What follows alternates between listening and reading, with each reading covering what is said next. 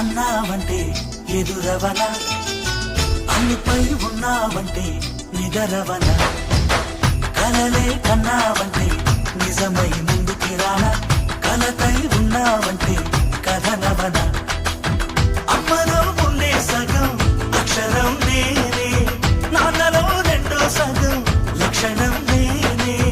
అమ్మ తోడు నాన్న తోడు అన్ని నీకు అన్నే చూడు, చెల్లిపోని బంధం నేనమ్మా చిటి చెల్లెమ్మా, వెళ్ళిపోని చుట్టం